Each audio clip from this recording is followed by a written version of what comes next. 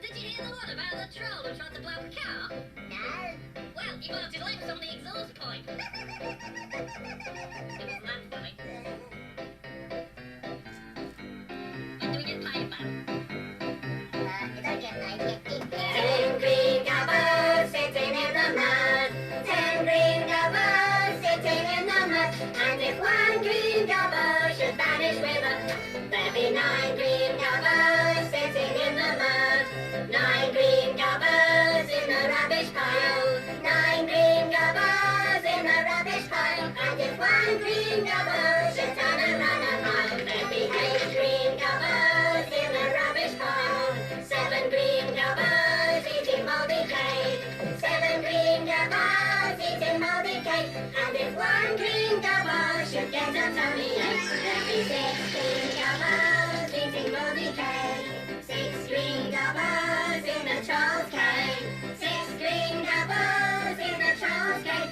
And if one green gobbo is not so very brave, there'd be 5 green gobbos in a troll's cave. 5 green gobbos looking for things to eat. 5 green gobbos looking for things to eat. And if one green gobbo should suddenly fall asleep, there'd be 4 green gobbos looking for things to eat. 4 green gobbos eating cola nuts. 4 green gobbos eating cola nuts. And if one green gobbo gets ants in his mouth, there'd be 3 green gobbos eating cola nuts. 3 green gobbos playing with soggy leaves. 3 green gobbos playing with soggy leaves. And if one green gobbo should give a mighty sneeze, there'd be 2 green gobbos playing with soggy leaves. 2 green gobbos learning how to bug. 2 green gobbos learning how to bug. And if one green gobbo should eat the other one up, there'd be 1 green gobbo giving a mighty bug. I say, do you know why trolls have red eyes? No, why do trolls have red eyes? So they can hide in cherry trees. I tell you what, have you ever seen a troll hiding in a cherry tree? No. Just shows you how good their disguise is, doesn't it? What's the loudest sound in the forest? I don't know, where's the loudest sound in the forest? Gobbos eating cherries. That is awful. Here we go, here we go, here we go. Here we go, here we go, here we go. Here we go, here we go, here we go. Here we go, here we go. And here we go. Happy GOBBOWEEN, everybody! That is right. It is the last day of October. At least here it's the last day of October. Technically, tomorrow is the last day of October. But it's the last day that I'm going to be painting on stream for October. I'm going to be doing the roundup show tomorrow, where I will show off everything that I painted for this orc army. Oh, my necklace is about to fall off. Thank you very much. To these cheap clips. Yeah. So there we go. It's GOBBOWEEN. So what is GOBBOWEEN? Well, first thing, I'm Christian from the Eternal Chronicles. Thank you for joining in. Yeah. So it's the last day of October on the stream, and the okay, so it looks like my stream went down there for a second. Okay, so hopefully that's working again. Hope that's good again. I just got a message that popped up on my screen saying OBS is disconnected, reconnecting, and then it reconnected. So hopefully everything's good. Saved. Yeah, there we go.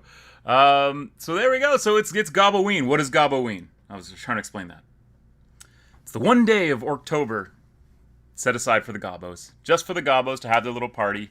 The orcs let the gobbos have this day just to keep them, you know, from getting too uppity. All right, then. So, what does that mean that we're going to be doing here? Well, we'll switch over to the master shot here, and boom! Oh, I'm painting gobbos.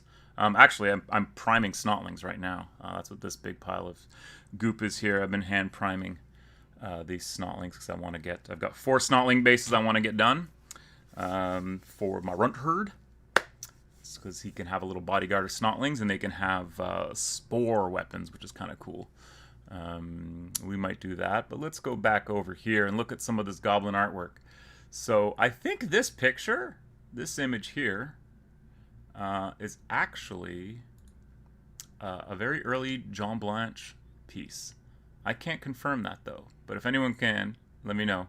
I think I found it on something discussing John Blanche, so hopefully that's right. If I'm not, doesn't matter. Nope, because it's GOBBOWEEN, nothing matters.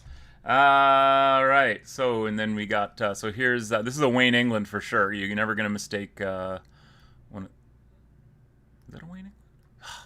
I'm losing it today. It's Friday, right? Let's just skip on here. Oh, that one's completely out of scale.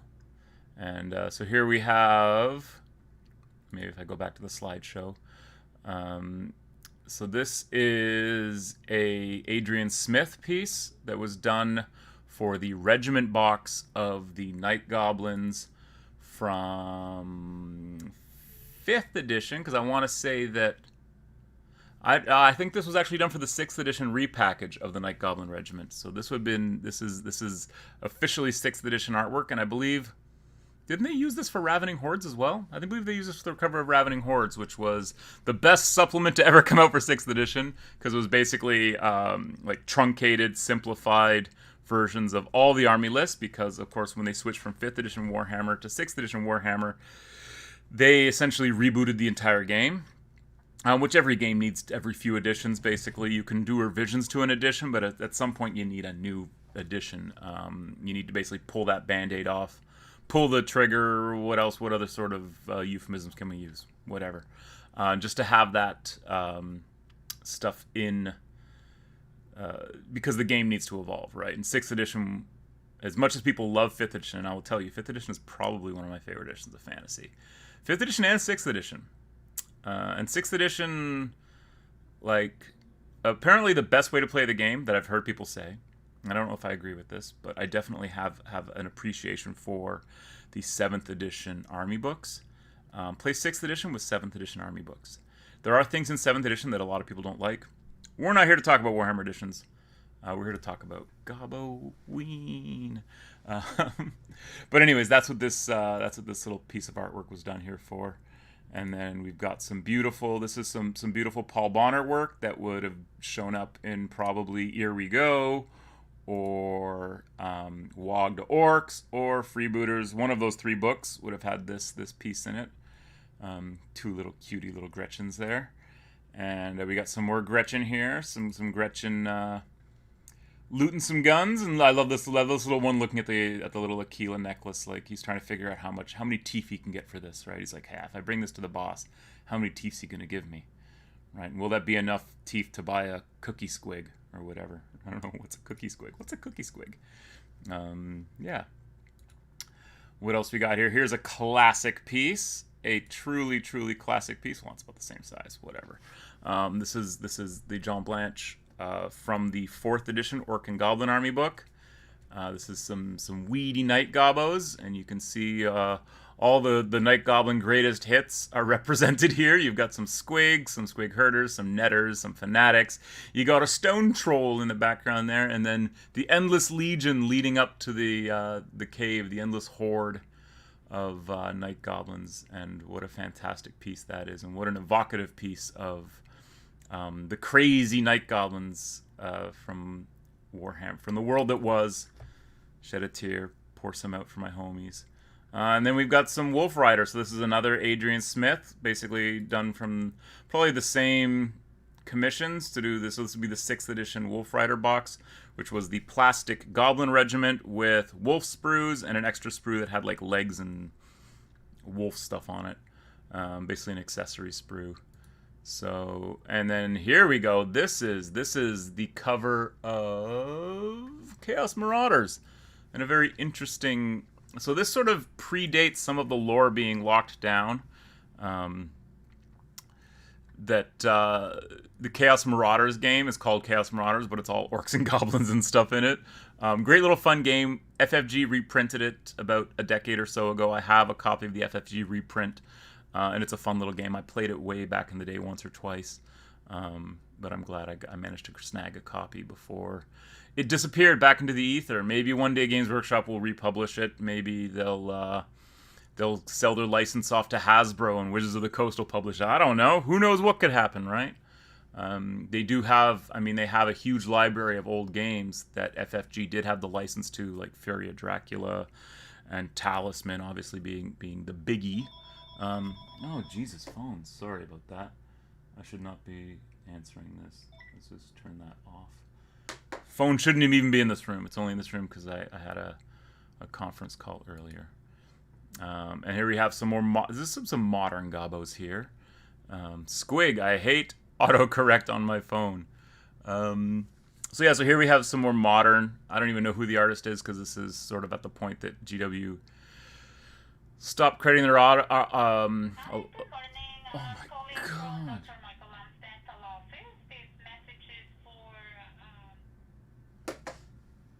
Who cares about who uses phones? Oh, you can tell that Gobboween's off to a great start here. This is in typical Gobbo fashion. It's a real shit show.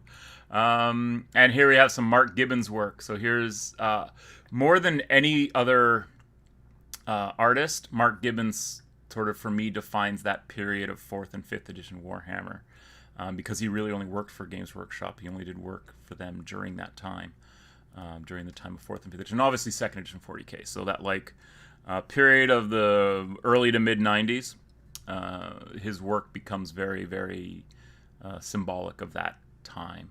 And let's see, I threw a few more Mark Gibbons in here. Yes, look at that. A nice little Forest Goblin Spider Rider. What do they call him now? Spider Grots? I don't know. What do they call him in Age of Sigmar? Something. Or I like the Arachnarok Spider. And here we have, this is not a goblin. This is not an orc. This is a hobgoblin. The worst kind of goblins, for sure. There are no goblins worse than hobgoblins. Never trust a hobgoblin. I think there was a rule in... There was a rule, and I think it was probably in the Chaos Dwarf book. Basically, if orcs and goblins, if you know about animosity, basically animosity means that before you roll for anything at the beginning of your turn, you have to roll a d6 for each unit of orcs and goblins on the table that suffers from animosity. And if you rolled a 1, they did something bad. They basically stood around and fought and squabbled amongst themselves. You rolled a 6, they tended to charge forward or shoot. They could also shoot friendly units. They could even charge friendly units. But not if you had sneaky gits on the table. If you had hobgoblins on the table, all the orcs and goblins are too busy watching the hobgoblins to worry about animosity. So they actually, you actually would ignore the animosity rule. So there were ways you could set up your units so that nothing would have to take animosity by taking a single unit of hobgoblins and throwing them in there. But I never did that. I never had hobgoblins in my orc and goblin army. You know why? Because they're hobgoblins and they're not to be trusted. And then here we have some more modern artwork. This is the Gobbopalooza, who is fitting for Gobboween. Some great new plastic models, and I have these. I've not painted them yet, though, but I had to grab them because they're fantastically crazy-looking goblins. And yeah, so here we have. I believe this is another. I want to say this is away in England, but I feel like it could be that. I should have done my research on this, and now I'm embarrassed. I'm just ending the stream. This is it. Gobboween's canceled. Just kidding. I'll wallow in my ignorance for a bit here. And then here we have, this is the character from the, what is he? He's got the little fairy trap there. He's from the Warhammer Underworlds, Shadespire, or what was ever it was called. Whatever that game was. And then here we have a Gloomspite Git boss of some kind with his little Bad Moon hat. And here we have, what I'm just going to say are a couple of goblins. They might be orcs. At this point, it was hard to tell. But this is actually from the 3rd edition Warhammer Fantasy Battle hardcover rulebook. A fantastic book. And yeah. And then here we have another piece, which I am also pretty 99% sure this is a John Blanche piece. And then we'll get back around to some more Mark Gibbons. We got Grand de Ponche of Misty Mountain. And Niblet, I believe was his little goblin's name beside him. And obviously there's a dead dwarf down there, as all good dwarfs should be dead dwarfs. The only good dwarf is a dead dwarf. So anyways, I'm going to go over to the master shot here, and we'll take a look down at the table and see what the haps is. So yeah, so like I said, I've been hand priming these snotlings so that I can paint them, and they're snotlings, and I threw a few squigs on here. This one I threw the spider squig on, if you know that squig, and a couple more. And then this one, which has a bunch of snotlings on it and some mushrooms on the back here. And then finally this one. Because, you know, the snotlings should get in on GOBBOWEEN as well, because, I mean, really, they don't get a day for themselves. There's no Snotoween. There's only GOBBOWEEN. So speaking of gobbos, or Gretchen, as they were originally referred to in Warhammer 40k. Actually, I guess originally they were referred to as space goblins, but that even predates the Rogue Trader rulebook. And then they came out and they were Gretchens. Yeah, so let's maybe do some painting on some of these guys here. You can see this is the duplicate of the one that I put onto the Commissar there. So, and basically what I've done with them so far is I blocked out some colors on them. So I blocked out some various colors hither and dither. Mainly their flesh, which I then wash with a flesh wash. So we can highlight some of that goblin flesh, and I'll show you how I'm going to do that. I have to do some washes elsewhere on these, like the strappings on their boots, the wood on their blunderbusses, and various other things like their trousers and all that kind of stuff. So I want to get these done hopefully as soon as possible, because these guys are actually part of my Blood Axe list. I may finish them to a certain point and then come back and finish them later on in November, the month of November. So before I get down to painting here, we'll just take a look at what we've got in the chat here. So Inquisitor Shavak says, "Wow." I'm assuming that's in regards to the music I was playing at the top, which, if you don't know where that music from, back in the late 80s, early 90s, Games Workshop published like 4 children's games. They were really simplified games. Trolls in the Pantry, or Hungry Trolls or something. Trolls in the Pantry, Oi That's Me Leg, and Squelch. I had Squelch. I wish I still had the cards for it. I had the little cassette tape that came with it, which I may still have somewhere downstairs in storage. However, someone put up MP3 files of the music that came on those, because Games Workshop paid someone to make some crazy goblin music, and it's mostly trolls singing, but trolls and goblins, they go hand in hand in some ways. So that's what I was playing at the top of the hour, and I shouldn't get a copyright strike for that, but maybe, I don't know. So here we go. So yeah, might have to be my new 10 Days of Christmas. Yeah, well, there were 10 less gobbos, and there's a whole bunch of other songs too, like there's My Best Friend's a Gobbo, He Does Gobbo Things. I remember all the words to it because I probably listened to that tape over and over and over again. Just auto rewind, man. Anyways, need some ammo for the shock attack gun. Yes, so these are the 4 that I'm starting with. However, I will be doing more snotling bases. I have a whole lot more snotlings to base, and I did them on 40mm rounds because I thought that would look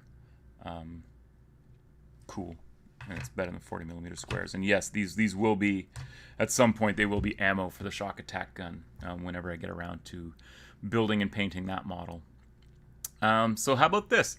How about I zoom in a bit here, and I'm going to move this so I can get my red dot of courage here, so I know where the hell the center of the table is, so I can paint on it. And then we'll just check. We can probably zoom in. Oh, more earthquakes. We'll zoom in just a little bit more. There we go. That's pretty good. And I'm going to start on the goblin flesh. So I'm very unique when I do paint goblin flesh because I use goblin green. But I'm going to use goblin green.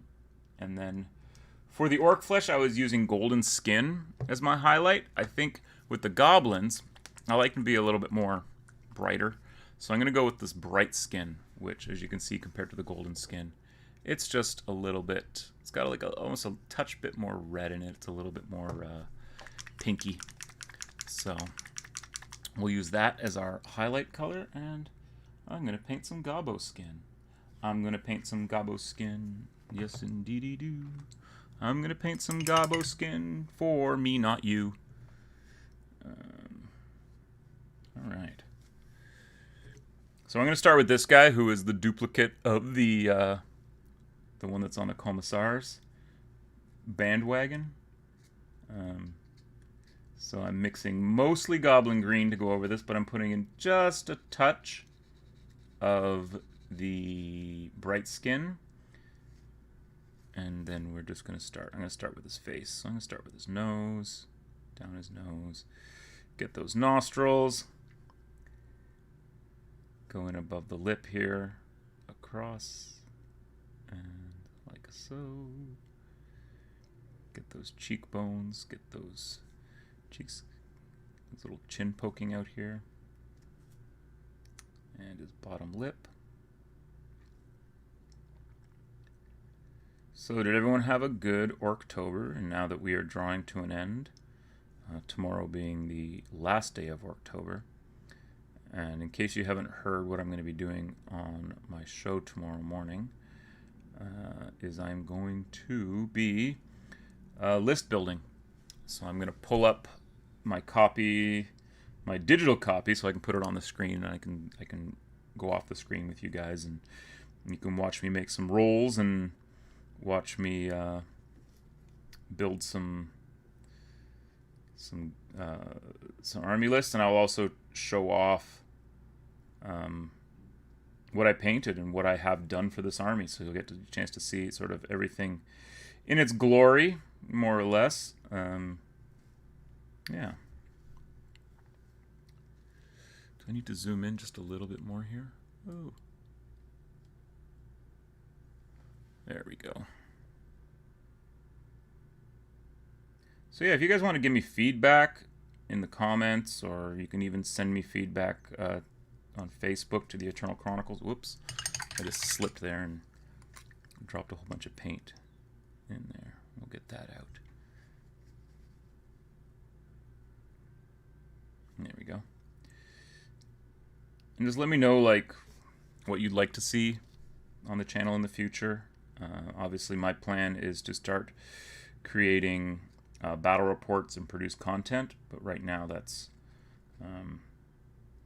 hard to pull off because of the current year and times in which we live in. I guess I could play by myself, but wouldn't it be more fun to play with other people?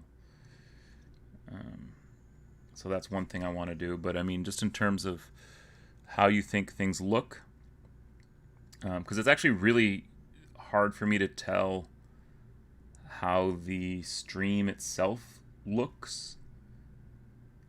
Even when I go back and watch it, I kind of need like an external critical eye to sort of give me some feedback on where things are going. And don't worry about offending me. I only want this stuff to be better. So I will take all criticism as constructive criticism, even if you tell me that I should suck eggs and die.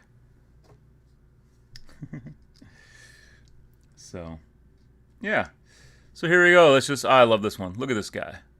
He is absolutely adorable. And these gobbos are all Rogue Trader era, of course. There are there are a bunch that he did that are second edition, and they're pretty easy to sort out, sort of the second edition ones, because they all tend to have auto guns or auto pistols and close combat weapons, and there's a little bit less character and a little bit less uniqueness to them as compared to these. These being the ones that were produced fairly early on. Some of these are very old. Some of these are a little bit later. but all of them were sculpted in, I want to say 87, 88. I think the newest ones I have are probably like a couple of these, which may have been sculpted in 89, but I think they're actually also 88.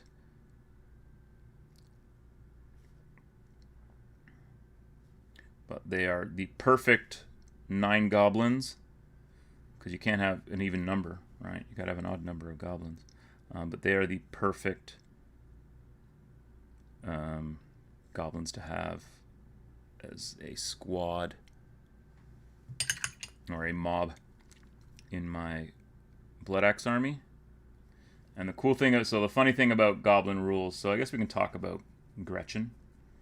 Space goblins, Gretchen, Grots, whatever you want to call them. In Rogue Trader, their rules were basically such that they would pick an orc unit and do whatever that orc unit did. So if that orc unit charged, they'd charge. That orc unit moved and fired, they would move and fire. If that orc unit fled from combat, they would flee. Hey, Tyler's in the chat. How's it going, Tyler? And what do you got to say for yourself? I've not had the chance to watch this week. Is the commissar buggy all done now? Yes. Everything is done on the commissar, with the exception of the flag that I want to have, and any decals. I was gonna do decaling today. You know what I might do? I might do a decal show next week where I do some decals. Oh, and sorry, the wheels still need to be painted because I just finished painting the base. Other than this mushroom needs to get done, so there's still little bits here and there that, but other than that, it's done. Finito. Let's finish this guy's hand off. Painting goblin hands, a lot like painting orc hands, only they're smaller.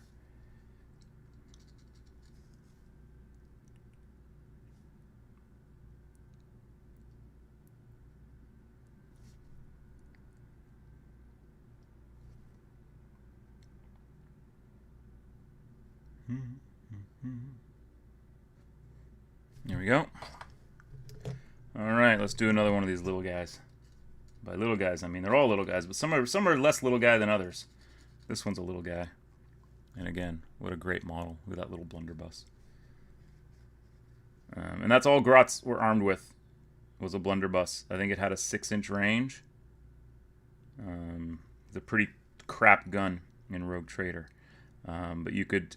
The cool thing is that you could have any number of Grots in your squad. So you could have a single Grot in a unit of Grots. Or as many as you want. And they're basically just like, I think they were 4 points apiece or something.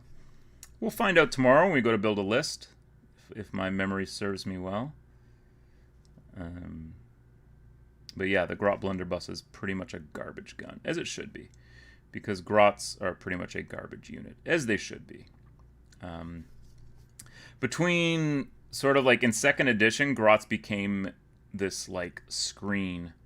And I'm assuming a lot of that probably had to come with the fact that you got 40 Grots in the starter set. You got 20 orcs and 40 Grots. So it was almost set up to naturally be that the Grots would become a meat shield for the orc boys. And that's sort of what their role on the battlefield became and sort of was for, well, all the way up until the current edition. That's what Grots are there for, right? They're there to soak up enemy fire and to just provide a cheap horde of dudes with which to engage the enemy with. They weren't really that in... I mean, you could have made them that in Rogue Trader. You certainly could have taken as many Grots as you want. The only thing is that, like I said, they will glom onto a orc boy unit and do whatever that unit does. So... still one of my favorite aspects of the orc army, and I love that they like talk about how like the Grots, will band together because there's no one leading them. Runt herders were off doing their own thing really at that point. It wasn't until, could you even get runt herds in 3rd edition? There were no runt herds. There were runt herds in 2nd edition, but they weren't like leading units of Grots. I think it was 3rd edition. Yeah, 3rd edition where they put like the runt herder in to lead the Grots with. When really the runt herder has better things to do. Being an odd boy. And it's funny how the orc fluff sort of evolved and then devolved over the years, because they got rid of a lot of that stuff in 3rd edition, made the game a lot more, because 40k was now a serious game. Your 3rd edition, you're getting into peak grimdark, right? So it was a much more, the game took itself a lot more seriously, and there wasn't much room for the silly orc clans and stuff. They just wanted orc boys to, essentially all orc boys became goths, because they just became serious about doing their thing, and there weren't really any clan rules. Clans existed really in name only. They did bring them back though, so I guess that's a good thing, because they realized that, oh, well, we have this really amazing fleshed out, lore for the orcs, and we used to sort of have rules to represent it on the table, but they dropped that for the sake of simplicity in a lot of ways, because man, and you'll see whenever I get to play a game of Rogue Trader using the Blood Axe Here We Go list, you'll see just how insane, and my Blood Axes won't even be the most insane version of an orc army. That will have to wait until I'm able to get my freebooters and stuff done, because that's where all the real crazy stuff is, for sure, is in freebooters. So just making Grot smile. There we go. Some schmutz on his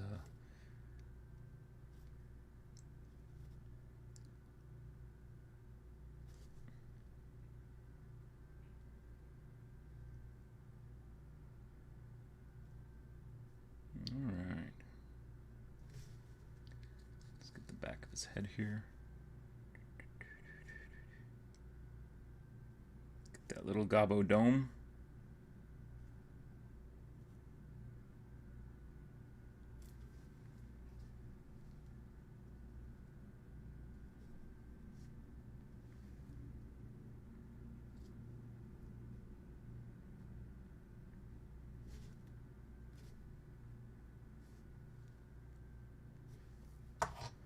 All right, this guy's one of my favorite, because he's a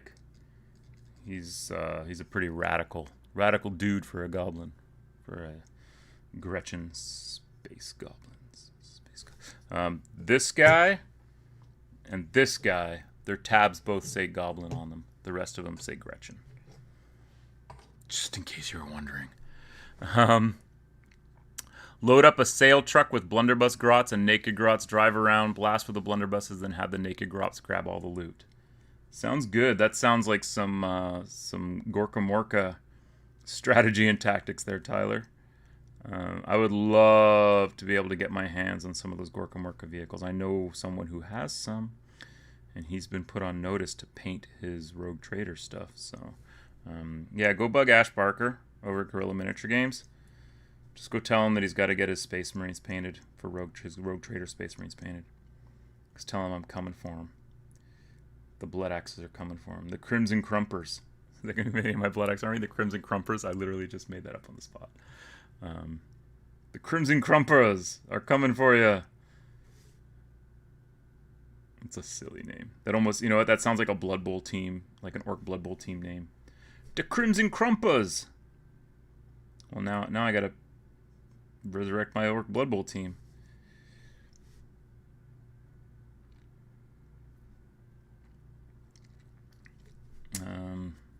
Yeah. Oh, this guy's nose. I didn't even paint his nose, so let's paint his nose now.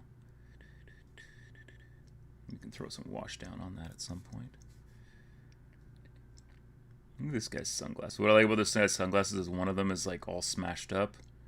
So it's probably some orc was probably wearing them, and then they got broken, so the orc just tossed them.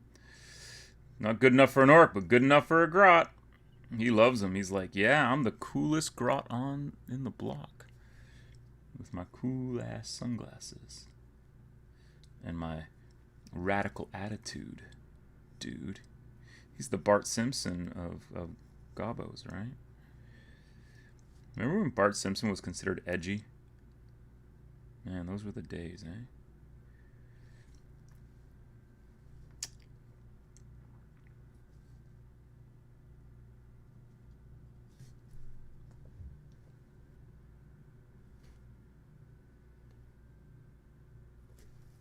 There we go. All right, we got 3 more to do.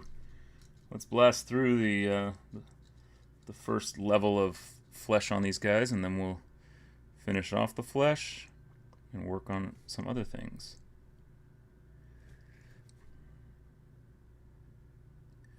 Some other things totally not Gobbo related, and by that I mean totally only Gobbo related.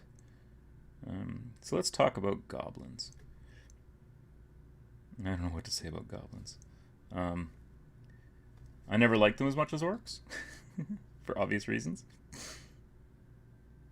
But they certainly are fun. And playing an all goblin army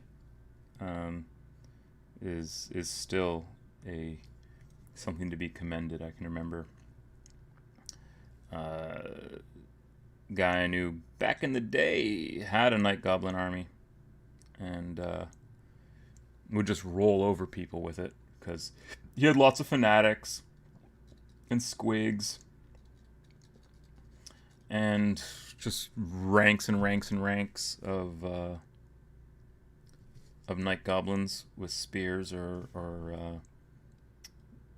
with stickas.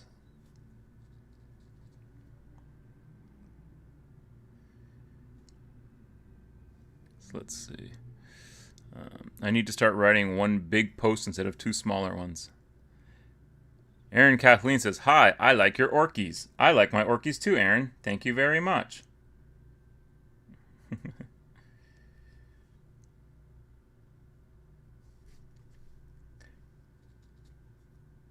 The important question is, what do you think of my goblins? What do you think of this guy with his little shotgun? What a great model. I mean, look at that look on his face. Like, he just...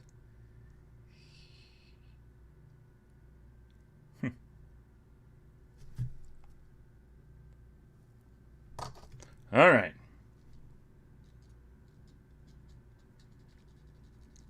Oh, what happened to you? I'm gonna need some. Let's do you.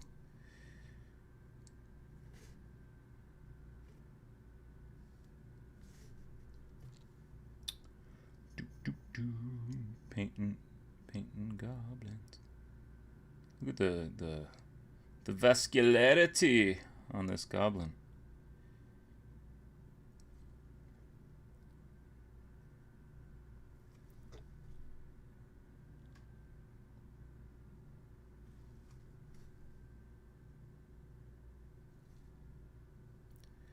So what else? What else is new in the world today? Something going on in the world today. We don't know what it is. It's an Aerosmith song, and I think that's all the lyrics I know to it. We're living on the edge. Oh, no, I lied. I know that part as well.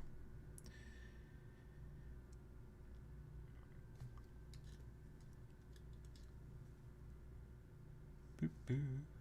Look at this pointy little gobbo nose.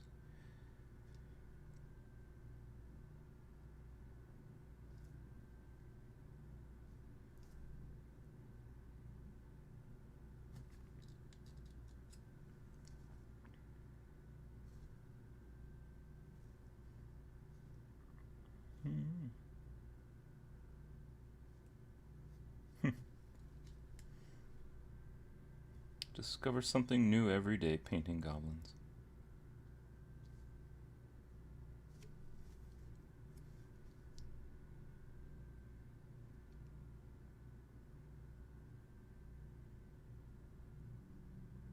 I don't know what this is going on behind his ear here, but it looks it's not a tumor. Maybe it's a tumor. I'm gonna paint it up like a little tumor though.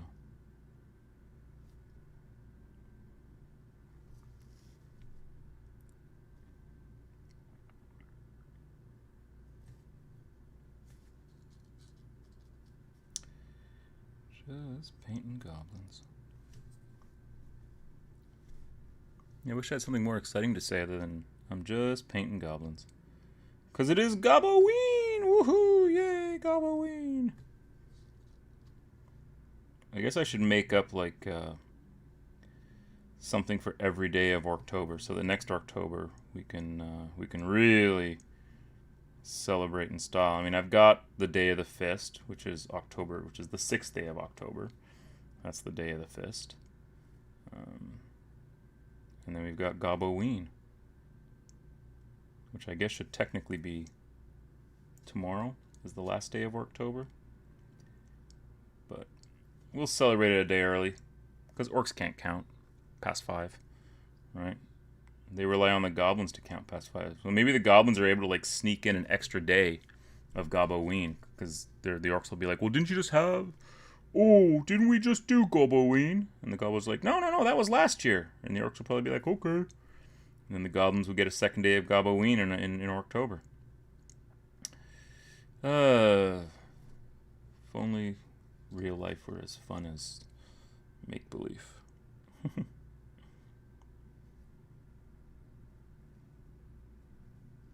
All right. And last one. Last and certainly least.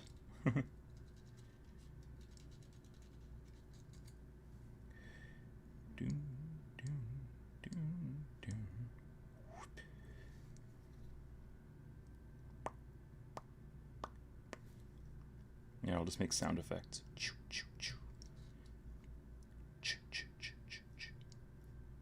This gobbo's got no chin. Must be an inbred gobbo.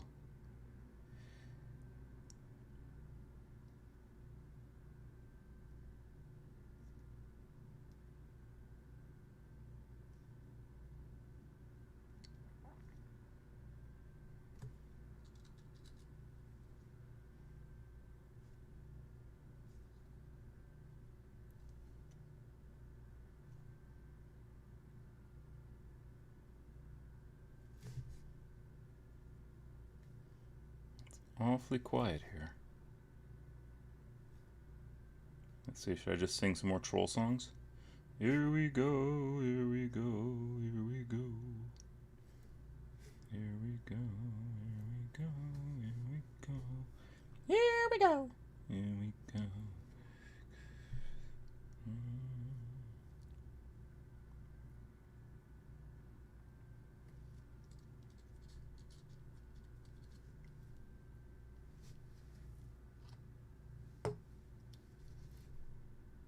I lied, there's one more. I realized I picked that one up and put him over in the painted pile without actually even painting him.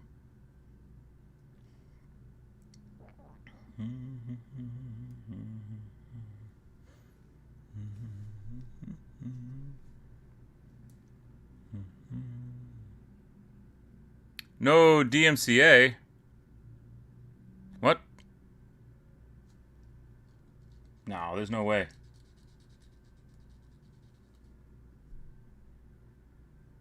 What? Do your miniature painting skills apply to other things, like painting other things? No, I can only paint miniatures. Don't ask me to paint a wall or a house, or don't ask me to paint anything that isn't a toy soldier, because I'm probably not good at it. Is this your subtle way of asking me to come over and paint your new house, Aaron? Was that what you're doing? I mean, I could do it for, you know, I don't know. I'd say like beer and pizza, but I don't consume either of those things anymore. How terrible is that? Pardon me. Here we go, here we go, here we go. Here we go, here we go, out the cosmos. Do you know that orcs in battle are always chanting? And that generates wog energy that the weird boys then channel. True fact. True facts about orcs. It'd be cool to do like a whole like Hinterland Who's Who series Miniature painting has an inverse correlation to miniature hoarding. I don't know, man. I've got so much hordes of miniatures. Got miniatures I need to get rid of. Miniatures that will never get painted. Never.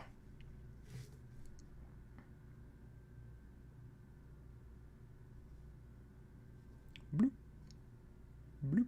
Nothing like painting gobbo toes. So yeah, so the gobbos basically, like, they get the crappiest guns, which are the blunderbusses.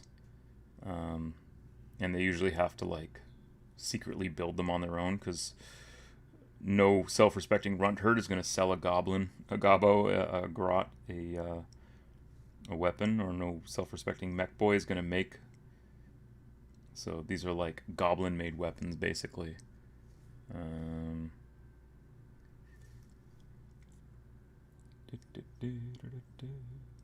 There we go. And we got one left, which is this guy, who's the coolest. One of the oldest sculpts for my gobbos. Like I said, this guy's base actually says Goblin, Space Goblin. There is a photograph of this miniature painted in the Rogue Trader rulebook. He appears. So he predates the publishing of the book, because he's in the book. Yeah. So this would be one of the older grots, and not armed with the typical just blunderbuss. He's got a blunderbuss of some kind. It's like a double barrel shotgun sort of thing going on here.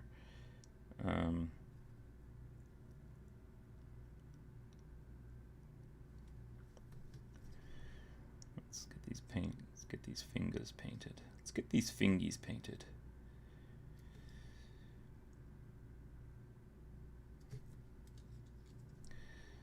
So that's it. So on Monday's show, if you don't know, I'm not going to be painting an orc. I will be painting something else, something for November. Oops. But I think what I'm actually going to do is on Monday's show is going to be an unboxing show, yay, or an unblistering show. Let's call it that. So while I do want to paint, where are you hiding, buddy? So I might paint this guy and this guy. See, I'm leaving them purposely like off camera, and they'll march on. So this is a Crusader robot, and this is an Inquisitor. So I'll be painting these next week, as well as doing some blister unboxing for some Rogue Trader models. So these are models that were packed into blisters some 30-something years ago, and will be ripped out of those blisters by me next week. So tune in to watch me open blisters. That's pretty exciting. Especially blisters that, haven't, they've managed to stay sealed this long. And then some schmuck who wants to paint them is going to come along and take them out of their original packaging. Oh no! It's no longer a collectible. You removed it from its original packaging. No, it's a collectible to me.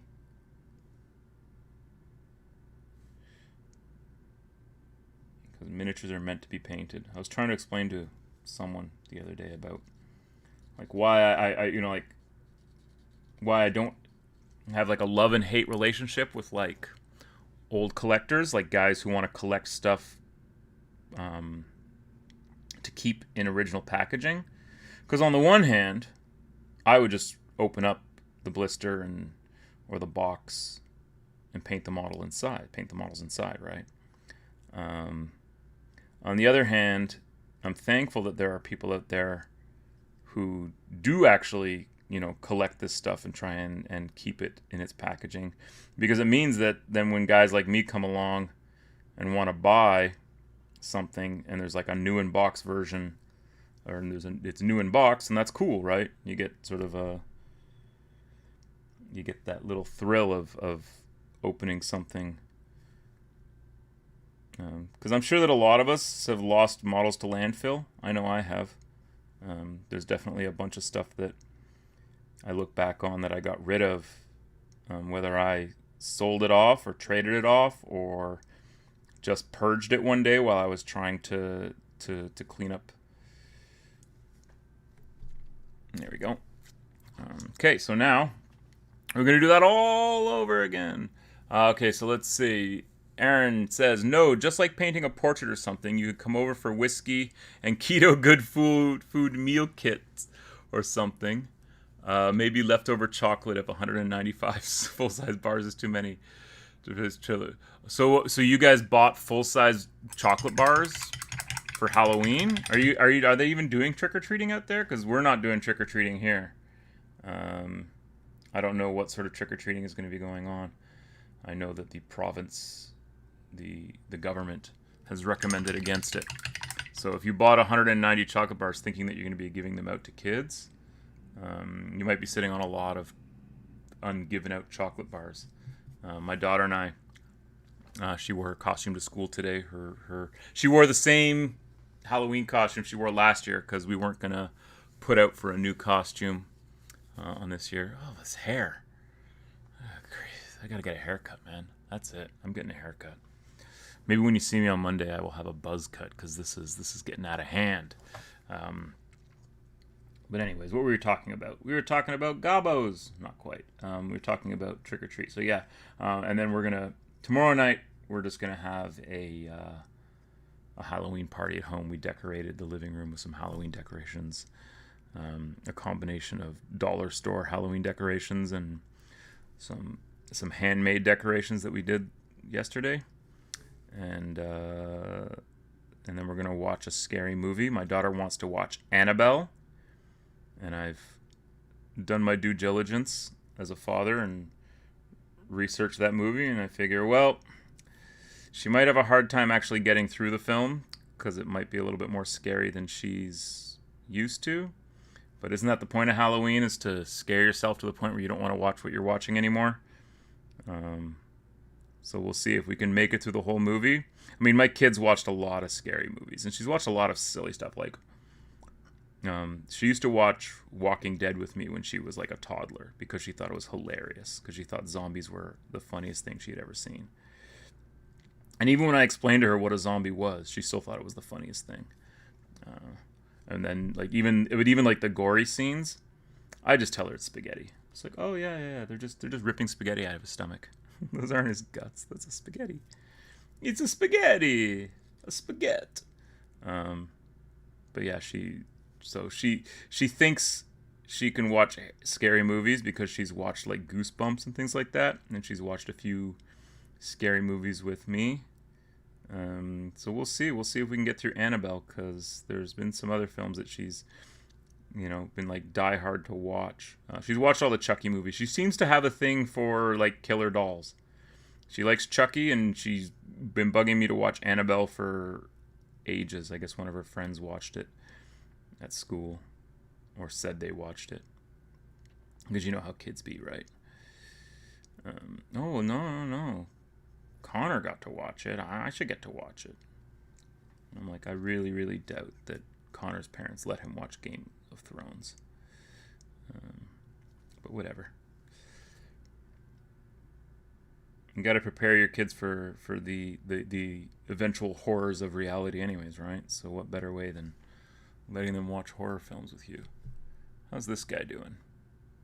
He's gobborific. Let's just try and make these a little bit more reasonable. Highlights here. And on the elbow. On the elbow. And there we go. There's...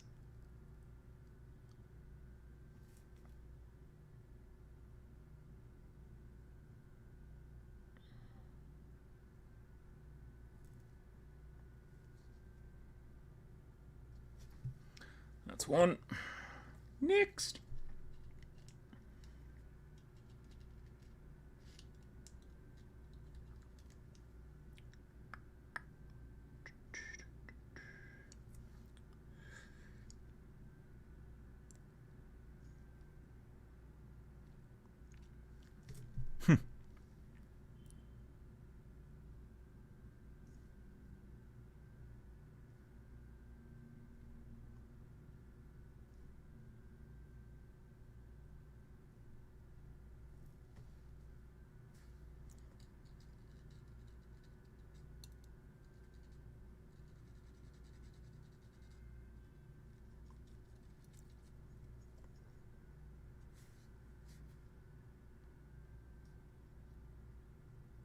Thinking makes my brain hurt. Thinking drives me dotty. I do my best thunks when sitting on my potty. Oof. Sit up straight. His bro, yeah, so this is the duplicate that I had. So that's why one of them wound up on de Commissar's buggy. And this guy is going to end up with a squad of gobbos. What is going on there?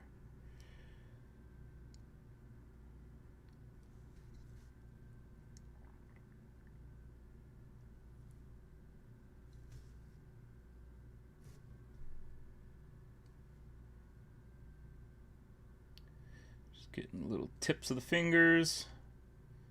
Get the elbows. Tips of these fingers. And we can always go back in if we need to and reverse highlight. So shade.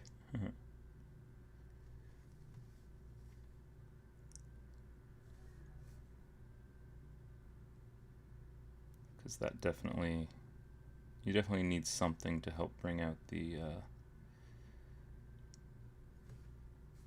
different tones in the skin and stuff. Let's not do you. Let's do you. Let's do you, this little guy. This little pud. This little pud thrower. What does it do? It throws puds at you? What's a pud? I don't know. Ask the goblins. Go ask the goblins, my son.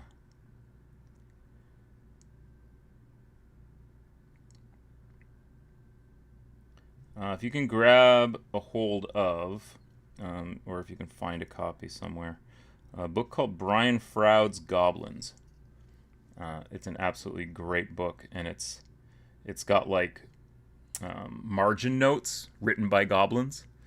Can you give the full recipe for your red? Can't seem to find the yellow highlight blend color. My red is very, very simple. It is a 3-step, well, 3 paint, 2 paint, 1 wash. So start with this, which is Vallejo HD Series Rust Red. And if I could read that number, 929004. Anyways, it's called Rusty Red. Fantastic red. Got a little bit of orange in it, so it's a little bit light. Then I wash that with this Secret Weapon Red Black, which gives it that kind of bluey purplish shadow to it. Then I go back over that with the Rust Red, blending it up with this, which is called Mustard Yellow. So it's these 2 Reaper colors, and if I can find... I can't even read that. 007-29000 something 7. I don't know. It's 20 whatever.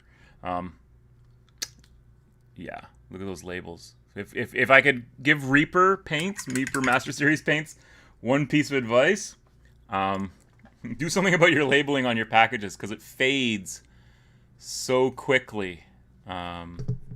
You know, like most of these are these are not that old. I only bought these a few years ago, but it seems to have happened. But even like the white label ones, it just like, are they heat? What are they printed with? Like, I thought maybe if they were like thermal paper, I could understand that, because those tend to fade over time regardless. But yeah, I don't know. The paints themselves are fantastic. I love Reaper Master Series. Probably my new favorite paint range. And I don't say new. I mean, I've been painting them for several years now. But previous to that, I was painting mainly with Vallejos and GWs. And I've pretty much replaced most of my like standard go-to paints are now Reaper Master Series paints. It's just a fantastic range of paints, and they go on. Great coverage. The HD ones are exactly that. They're high density pigment. So you can thin them out for days and days and days. Look at that mouth, beauty. And you'll still, like, you can add water to them and you're still going to get decent pigment coverage. They water down really well. And they dry nice and flat, and they blend really well with each other and with other brands of paints as well. Like the Reaper Master Series paints with the Army Painter washes over them are fantastic. I just really like these paints. So shout out to Reaper, because I don't think a lot of people use their paint range. I think most people that you talk to use Citadel or Vallejo or like something like Scale 75. I know that those are sort of an up-and-coming paint company, paint range maker. There's lots of companies out there now producing water-based acrylic paints for painting miniatures with. Where back in the day, you didn't have much of a choice. If you wanted water-based acrylic, you were pretty much looking at Games Workshop, Citadel paints. You still had like Tamiya, which is like an alcohol-based acrylic. But I don't know anyone who painted with Tamiya paints. When I first started painting, I used testers, which are enamels. I would recommend ever using enamel paints. If you can not use enamel paints, don't use an enamel paint. Got some of the wash last night and seemingly got the wrong rust red.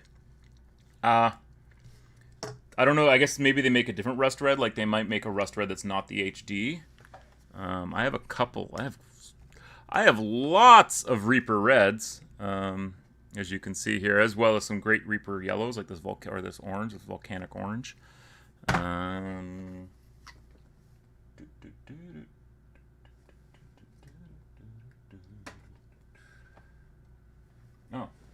Oh, look, here we go. So I always have backups for the Rusty Red. So this one has obviously not been, so it's 29804 Rusty Red. Possibly my most favorite red in the history of reds. Supplanting my previous favorite red, which was Cavalry Brown from Vallejo Model Color, which is another great red. And this is another paint that is very, very pigment thick, and it's thick itself. Water it down. If you're trying to paint a good red, go with something that's a little bit more on the brown side as your base, because you're going to get better coverage, right? Something like this will cover a lot better if it's going over something like this, right? So it may add an extra coat to it, but you're going to get really solid coverage with something that's got a bit more brown in it, because brown pigmentations tend to be really good on the coverage, whereas something like this, which is I think called bright red, and as you can see, it is a bright red. But I also have this, which is called Punk Rock Pink, and I'm pretty sure I bought this because my kid decided she wanted to paint something punk rock pink, but I actually use it for doing random little things here and there. But yeah, so let's go back and keep plugging away on these grots in their flesh. Good golly. So I hope that works out for you. The secret to the red is definitely the wash, and then figuring out the right mix as you move upwards between the mustard and this, because this will make this very orange. And then you kind of want to have a like a middle step. Let me pull out. Well, I just pull out one of these models here. Here we go. So I'll just use my Dreadnought as an example, because he was painted. So the red on him is completely rust red, and then brought up with the mustard yellow. So highlighted a little bit with the mustard yellow. And I went. This is the first model I actually painted for this entire orc army. So I hadn't painted a single orc boy until I painted this. This was the first thing to get painted. And you can kind of see that I didn't. So like on the tips here, you can see where I've sort of have blended it up. Let's get a good, there we go. Good focus on that. Leaving the shadow where you want to leave the shadow. That's important. So that's the critical thing to this red black is getting it to sit where you want it, because it's a little bit more watery than like a army painter tone. So it's not as viscous as an army painter tone. It's a little bit more watery, but you can move it around. You can position it. You can pool it with your brush. Yeah. Tried dark flesh and like it, but like how your flat reds are. I was remembering got the red from Secret Weapon. Okay, cool. I don't know. I don't actually have any Secret Weapon paints. I only have Secret Weapon washes. And I have like I have red black and blue black. There we go. Blue black, but I also have one that's I think's called like I don't know, like Dirty Diapers, or I don't know. I've got a bunch of different random purple. Oh, I got concrete. What's it called? Algae, storm cloud. Like some really cool looking. I don't mean cool as in their tone, but just like this is storm cloud. And it's just like a greeny sort of wash. I'll have to try and figure out something that I can use that with, because that's one thing I do like to do is just I'll see a paint at the store and I'll baby poop. That's the one. I think I have that somewhere. Oh, is this it? Hey, baby poop. Yeah, look at that. Oh, that's gross. My baby poop looks like it may have turned. I don't know how long ago I bought this. Oh yeah, turnt it has. If you don't know what I'm smelling there for, paint that sort of has gone sour has a very distinctly dirty smell to it. You can still use that. I would just use it for something else. But yeah, you can. Sometimes washes and paints just will expire on you. And when you smell it, it has a very earthy, almost not a, yeah, I'd say even like a mildewy smell. Doesn't mean you can't use it. Doesn't mean it's not. It's just you have to be more mindful of it. Generally, you might have to add some more medium to it, or I don't know. I've often found that if you pour something like that, if I pour it out and let it sit for like 10 minutes and then use it, I don't know. Again, weird things with paints, right? Paints can be very funny. They are just, after all, a bunch of random chemicals sitting in a pot. You never know what might happen to them.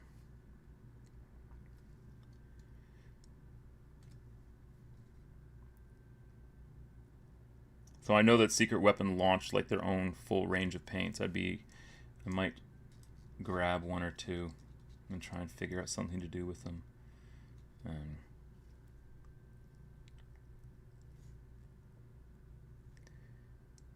My best friend. Look at these gobbo ears. Gotta love painting gobbo ears. So, unless I'm speaking, those formulas are done with Les Burnsley. I actually don't know who that is. But yes, maybe. Is he a superstar painter? Is he one of these guys who does painting on YouTube and actually gets views? I don't know what that's like.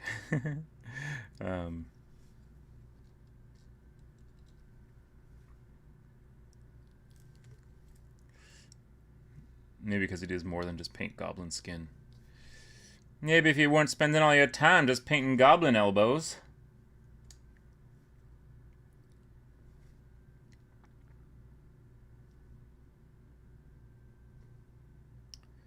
Oh, my best friend's a gobbo. Could you imagine having a best friend as a gobbo? You just get him to steal you cookies all the time. You just show up with cookies for you every day.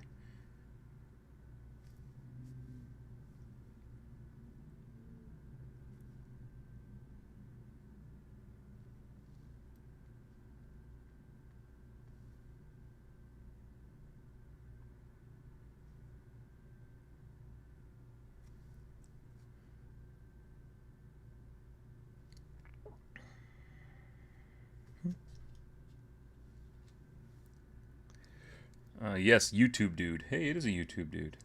Yeah, I have no idea. I don't know.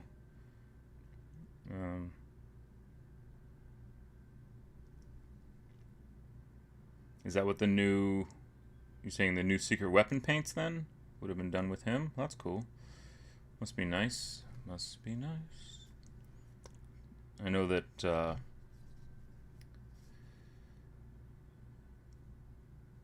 like back in the day when Privateer Press was doing their P3 range of paints, they brought in Mike McVeigh, who was kind of like their studio guy. After he left Games Workshop, and he had done that. He had done basically the same thing at Games Workshop. The Citadel color set, the ones that came out in when they relaunched the paints in the hexagonal bottles, not the ones with the screw tops, but the ones with the flip tops. They were like this, but they were hexagons. Mike McVeigh basically did all the formulation for that paint, and that was like where they sort of introduced this like idea of like a dark, medium, and a light tone. Yeah, it wasn't PP and Mike McVeigh. Yeah, so it was. So he had done those with Privateer Press, but he had previously done the Citadel paint relaunch in the mid '90s. When they completely redid all their paint range and sort of expanded upon it. And this is after the Citadel color sets had come out, and Mike McVeigh was their painting guy. There's a really good interview with him. I want to say it's on Realm of Chaos or on Lead Pile, or it's on one of these old Hammer websites where they interview him and he talks about his time in the studio, and like basically being brought in to help get models painted for what would become the 40K project. He had no idea. They were just like, well, we have to get a whole lot of models painted for publications, and so we need basically to hire studio painters, because they really didn't have... They had like a couple of guys that would paint. Like back then it was a lot more of a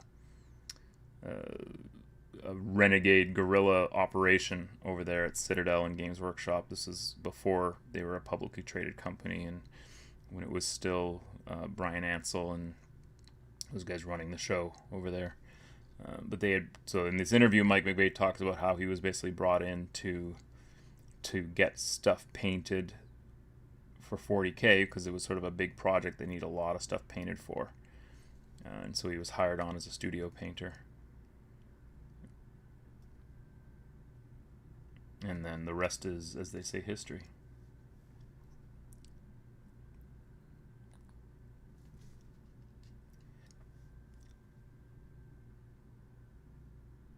There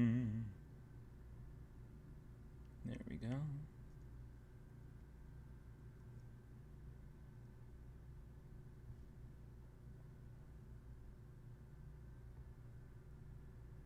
I'm kind of dithering a bit on here to make it a little bit more broken up. You can kind of see, and then I'll go back over and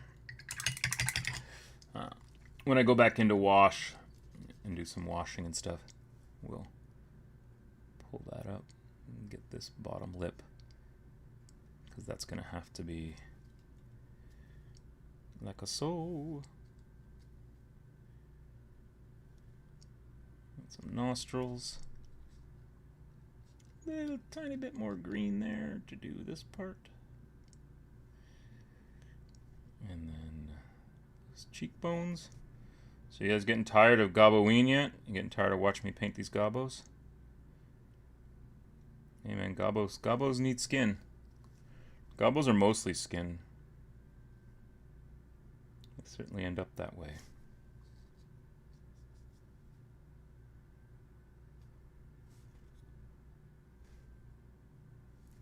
So let's see.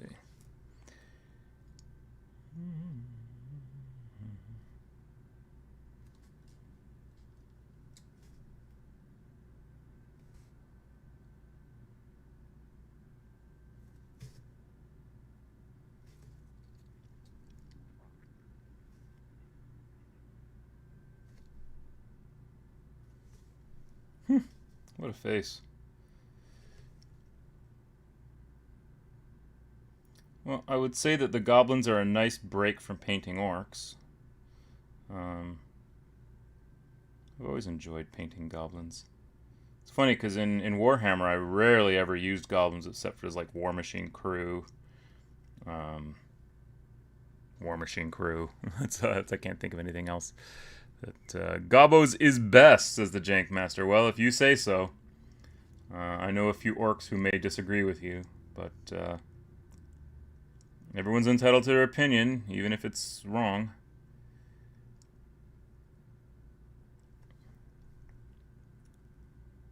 Because yeah, in 6th edition I had a pretty Orc Boy heavy army.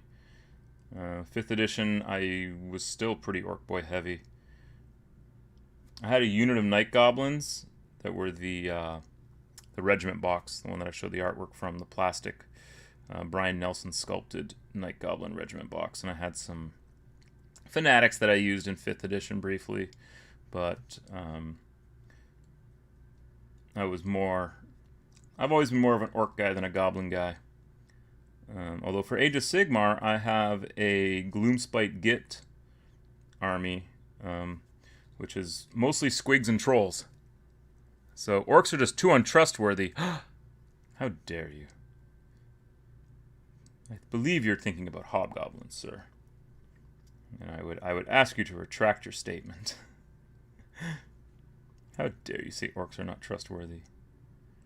I mean, less trustworthy than a goblin? Come on. Who are you larfing at? Who are you trying to convince here? I mean, you can always trust a goblin to do the wrong thing. And you can always trust an orc to do the most violent thing. If an orc is faced with an option of doing things the right way and the wrong way, they'll pick the way that is the most violent way. For sure.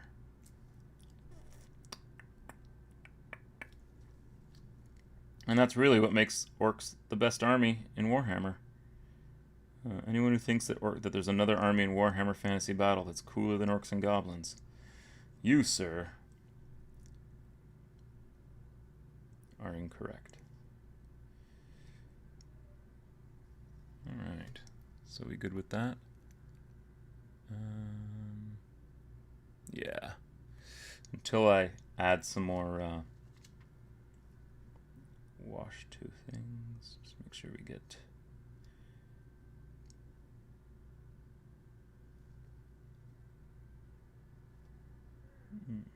Excuse me, I'm going to drink some of my, like, 4-year-old who's the only Grinskin to invade... Listen, going to an island full of Ponzi elves does not make you, you know, like that's not an argument.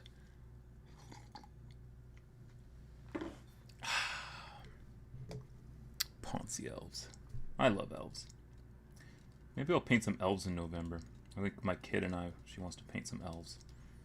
I'll have to dig out some elf models for her to paint. I've got a giant pile of 5th edition high elves she can have at.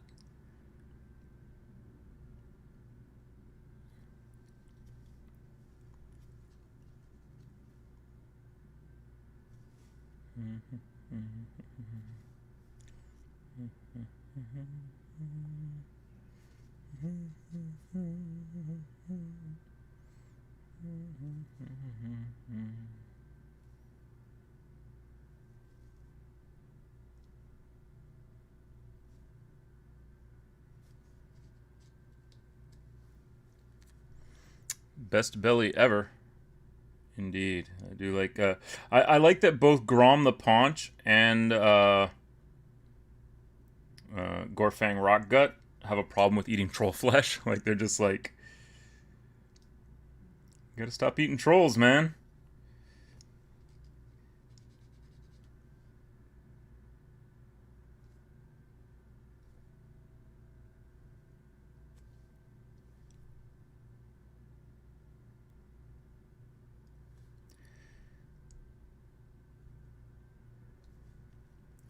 But yeah, my go-to special character in 6th edition and 7th edition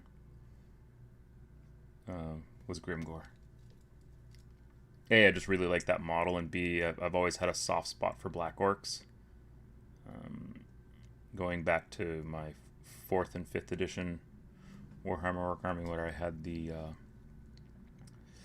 peri-sculpted bull. I call them the bull Black Orcs. So the ones that were ostensibly done for Chaos Dwarves, but perfectly suitable for Orcs and Goblins as well, because the Black Orcs were created by the Chaos Dwarves in the Warhammer lore. They're a genetic experiment by Chaos Dwarves to create a subservient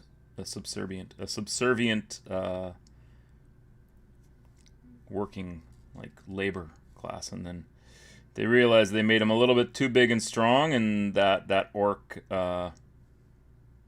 mentality took over. And then they realized, the Black Orcs realized that they were the kings of, or the best of all orcs.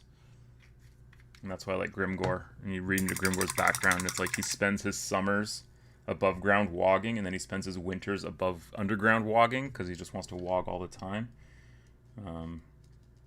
He likes to go and just fight Skaven forever underground, but he gets bored of that, and so decides to come up.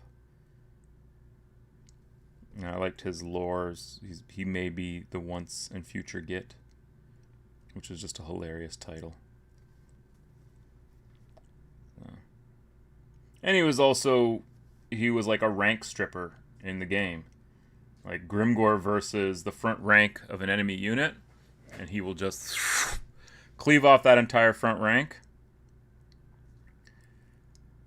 And then the rest of his boys generally just stood around and watched Grimgor single-handedly win combat.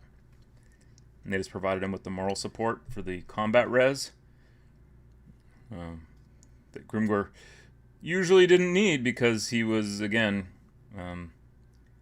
like hitting on 3s, re-rolling because he hates everybody. Like, what, 6 or 7 attacks? Like some ridiculous number of attacks. And, yeah, he would just peel off the entire front rank of a unit. Oh, and also Gitsnick allowed him to strike first as well. So he was going first most of the time. Unless he was fighting weedy elves. Generally, he was going first all the time.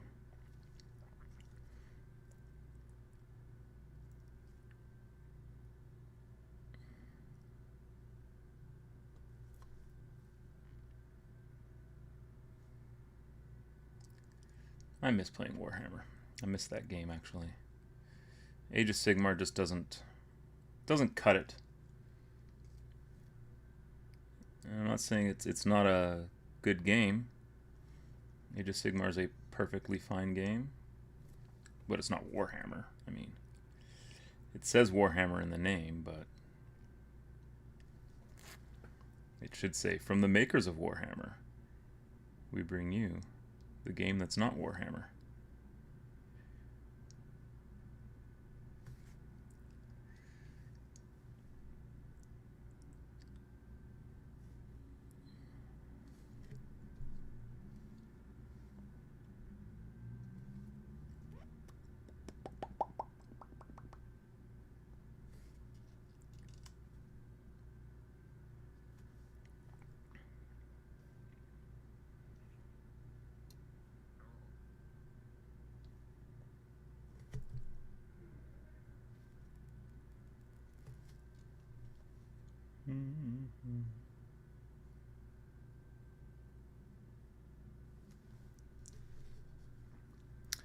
Let's see. My Grom is a converted Moria Goblin King. Wow.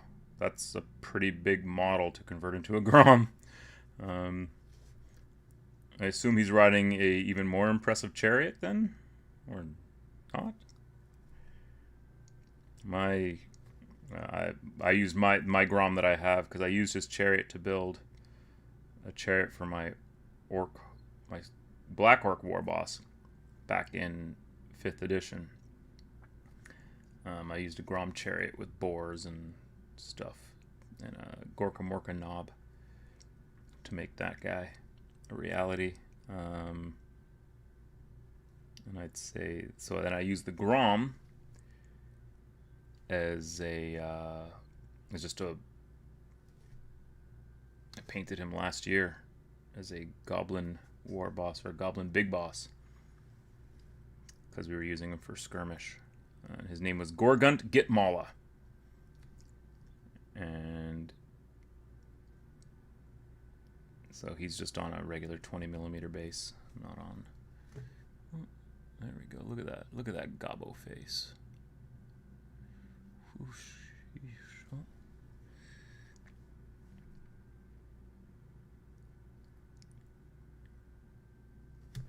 All right, 2 more, and then we can kind of say these guys have their flesh painted for the GOBBOWEEN. Yay, GOBBOWEEN!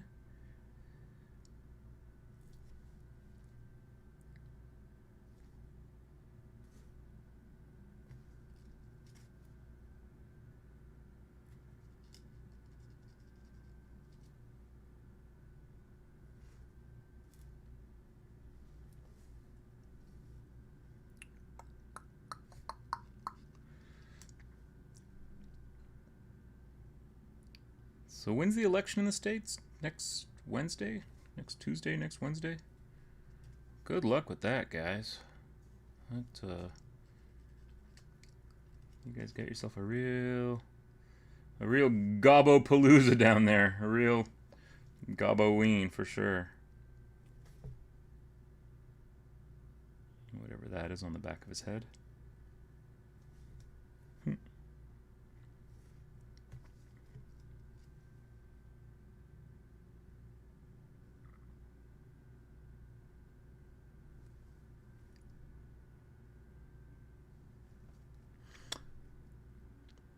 There may be blood. Oh, Jankmaster, I think I think that might be an understatement. I mean, I don't know. This whole year has been, I think it's an apocryphal moment we're living through right now. Definitely. I don't think any of us are going to be leaving 2020 the same way we came in to the year. That's for sure. And it will be interesting. I guess who said that? I think it's been the quote's been attributed to so many different people, but it's like, may you be cursed to live in interesting times. We are certainly living in those interesting times.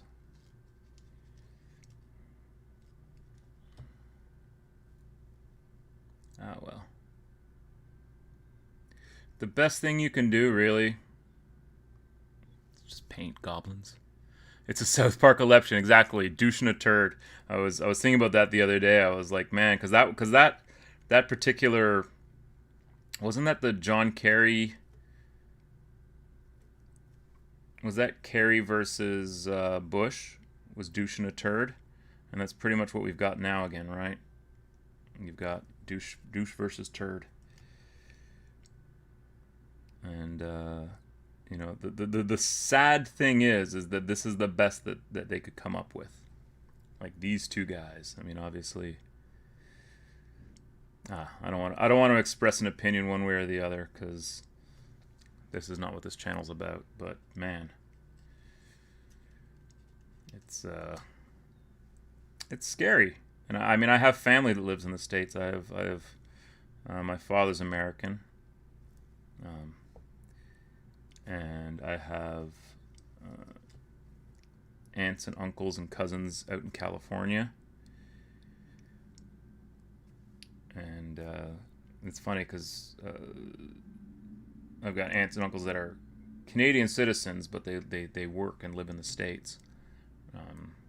But they're not citizens, so they can't vote. But they're surrounded by people who can vote. And boy, I'll tell you, people sure seem to be real Sophie's Choice. Is that what it was? Sophie's Choice? No.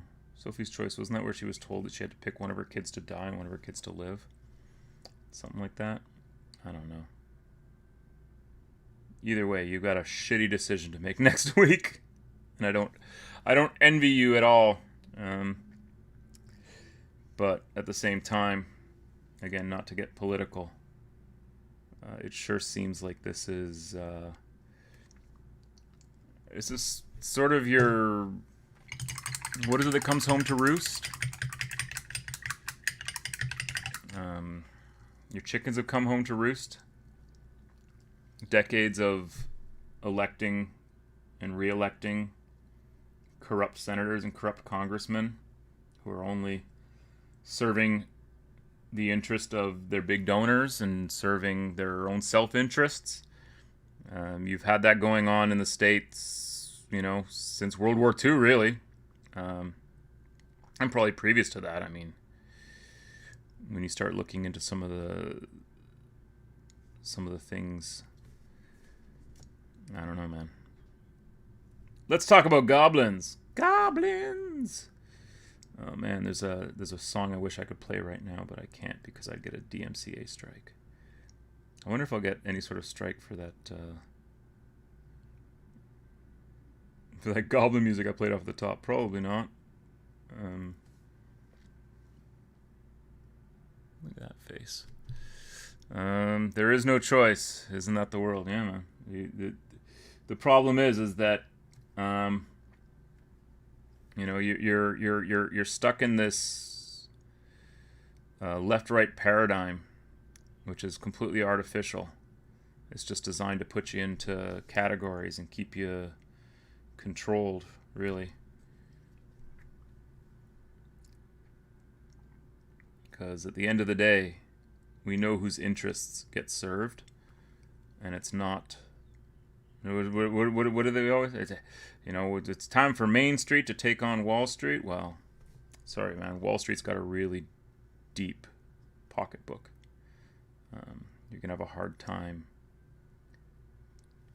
taking on Wall Street. And they've bought both parties.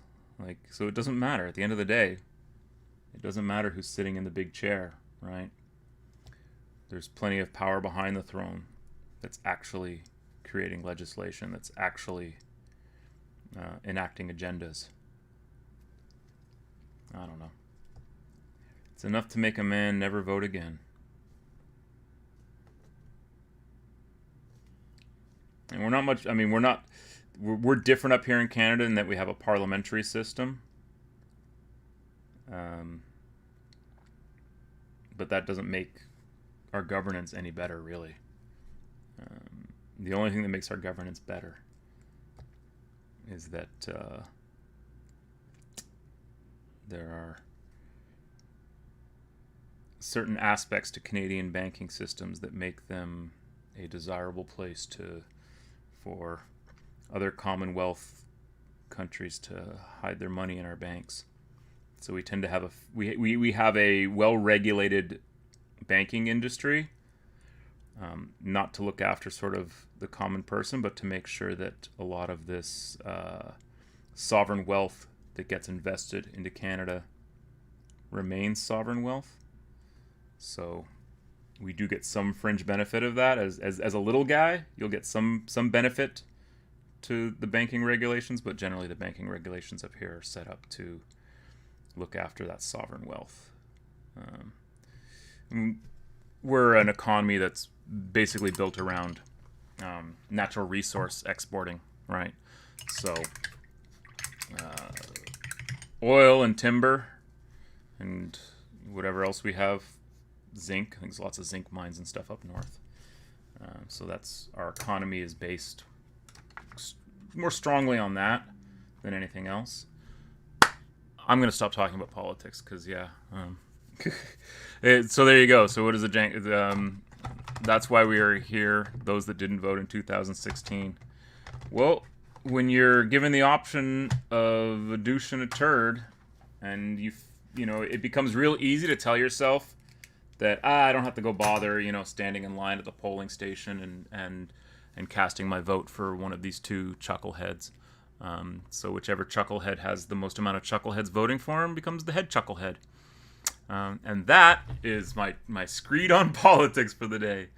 So, yeah, lesser of two evils. See, and that's the problem, is that you're if you continually vote for the lesser of two evils, you're still electing evil at the end of the day, right?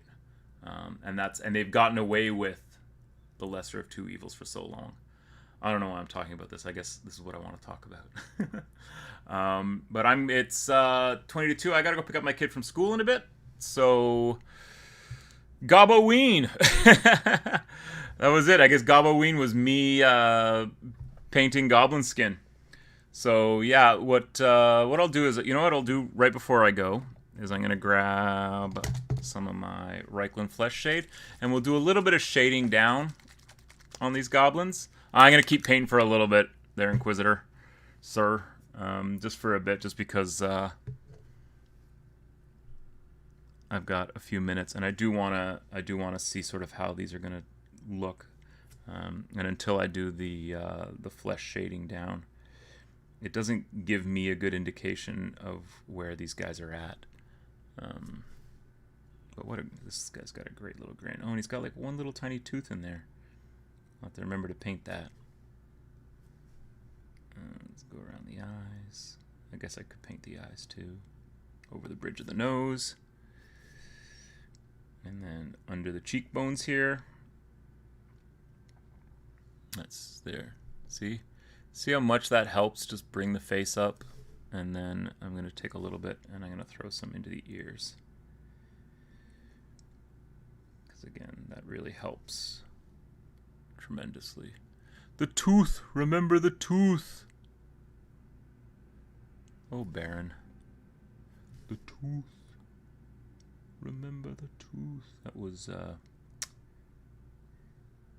no, the doctor was, yeah, it was Dr. Huey, yeah. The tooth.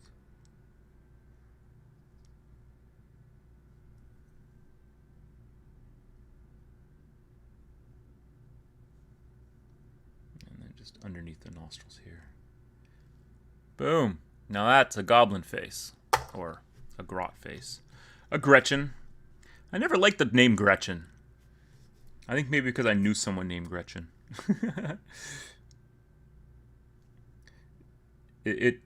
I don't know where else goblins have been called Gretchen in like fairy tale lore. Maybe they could have come up with something better than Gretchen. I mean, they call them grots now. They're still referred to as Gretchen in the lore a bit, but generally they're mostly just called grots. Little grots. Let's do you. Let's do you.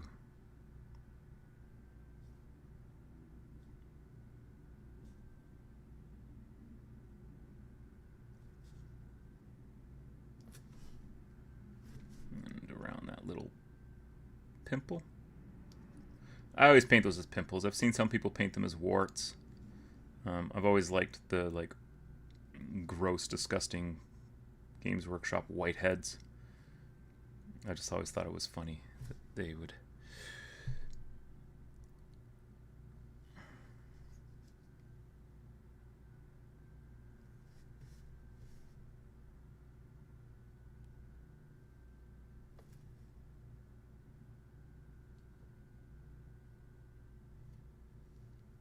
Job's a good 'un.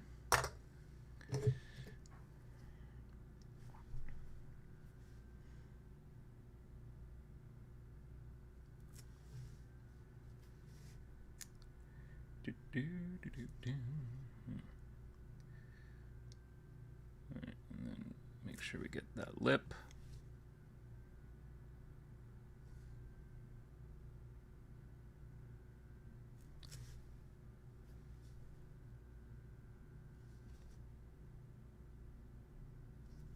And then over the bridge of the nose, and then underneath the nose, getting those nostrils.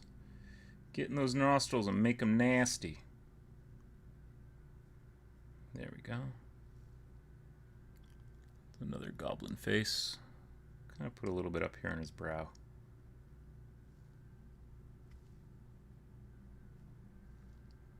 Yeah.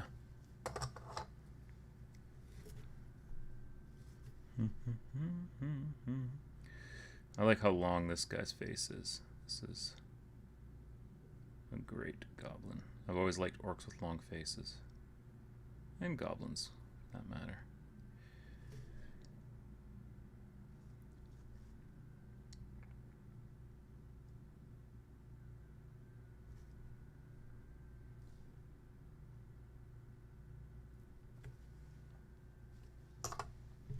So yeah, so the plan for tomorrow's show, we'll probably go live around 9:30, 10 a.m. And I'm just going to try and make an army list. See how many, rolls it takes to roll up the equipment that my guys are armed with. And I'm just going to treat it as if I was building this army in, 1990, 1991. Try and use the models that I've painted to actually build an army. Should be doable. I'm confident. I'm confident in my ability to roll on D100 charts. And that'll be good times.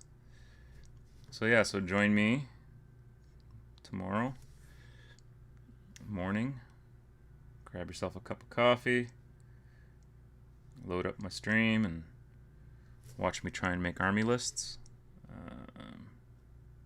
Yeah, should be fun.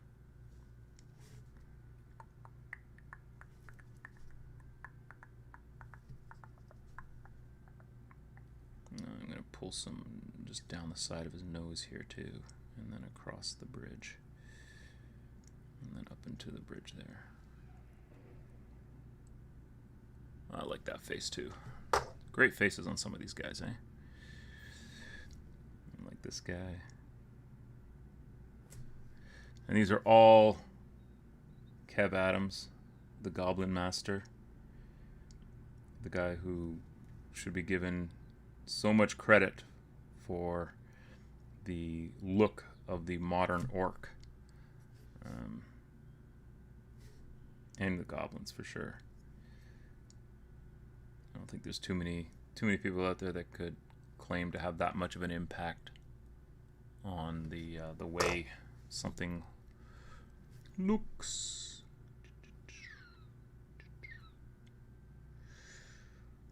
Get under that nose.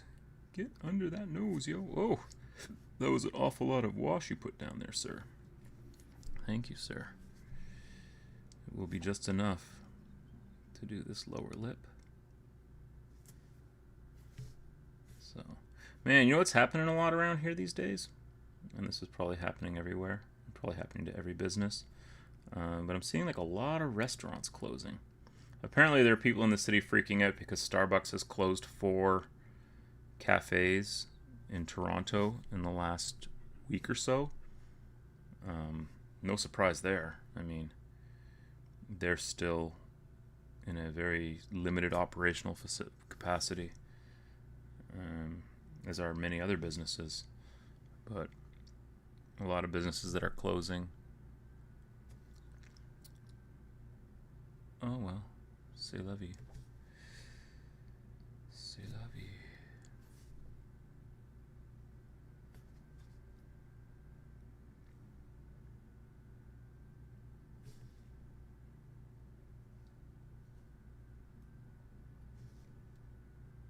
Alright, we'll see how that dries when it's done. So there we go.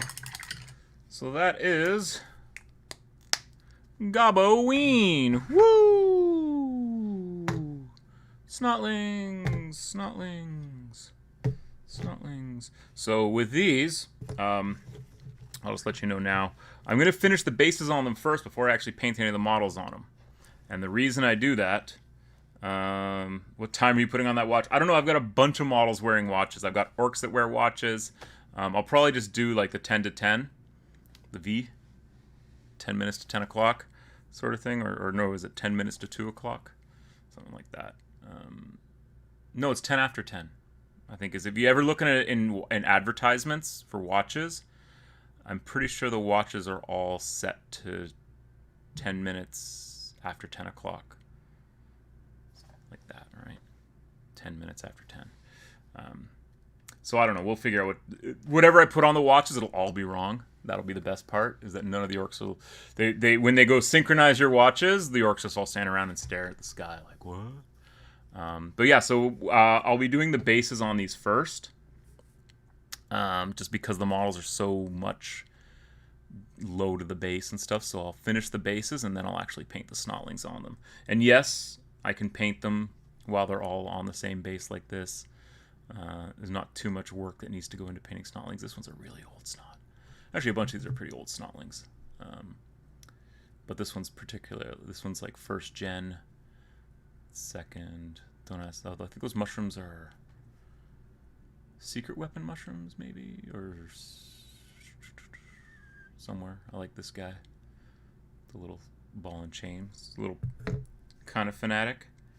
And then we've got some more here. This is a Blood Bowl snotling. This one, and then this is the spider squig.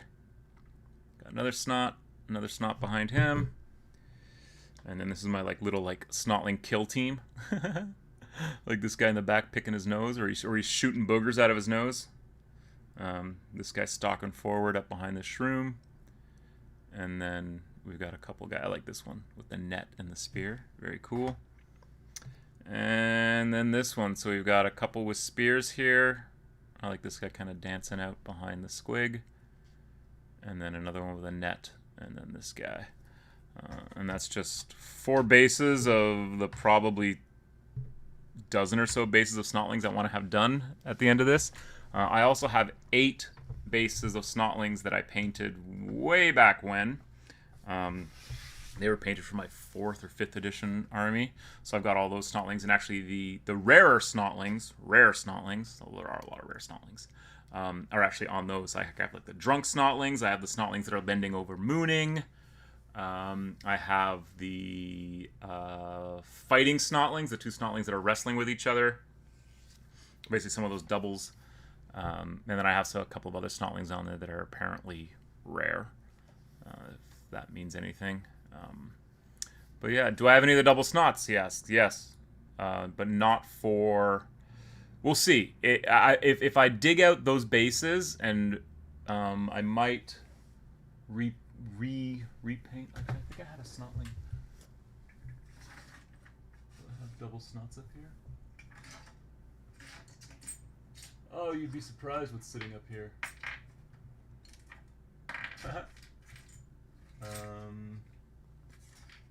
Yeah, I'm not... I could have sworn I had some snotlings up here that were set aside for this particular project.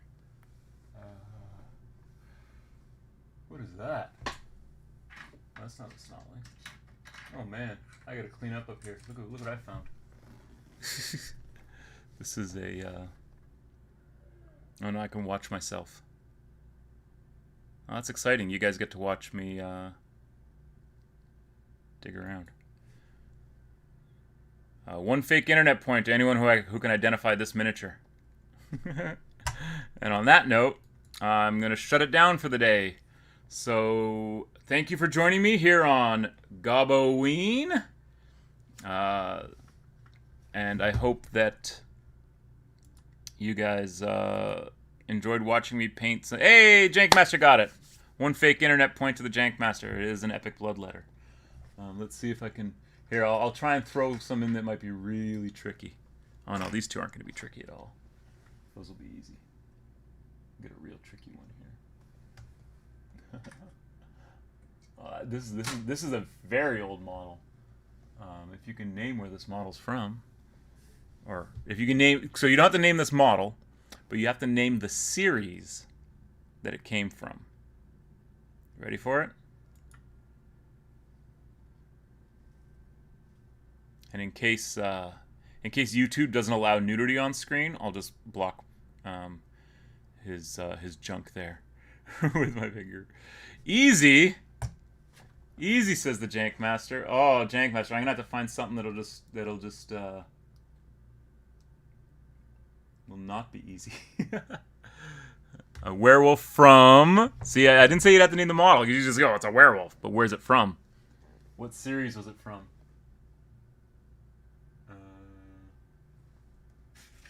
Here, I'll put a model down, and then you have to guess, the sculptor. Actually, that's too easy to guess.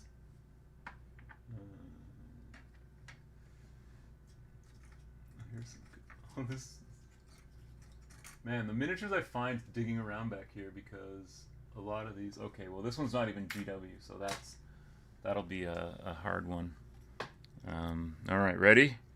This one should be easy.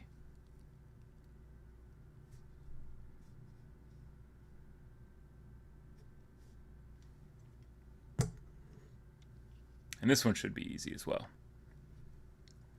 This one actually my kid painted. Yeah, this is one. This one my kid painted. My daughter painted this. I think we have two, and I painted one and she painted the other. I'm pretty sure this is the one she painted.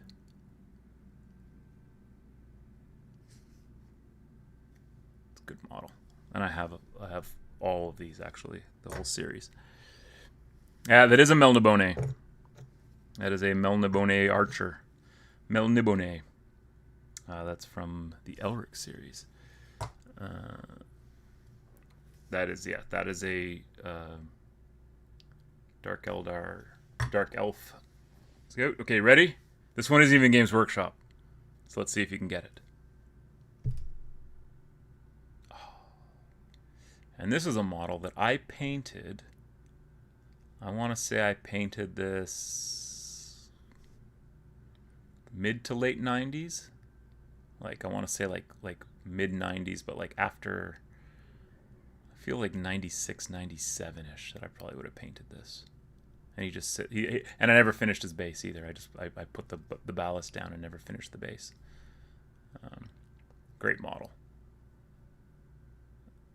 Sculpted by the one and only Kev White. I have some cartel from that. All right, one more. You get one more, and then I'm shutting the stream down because it's 2 o'clock. That one would be too hard. That one would be way too hard.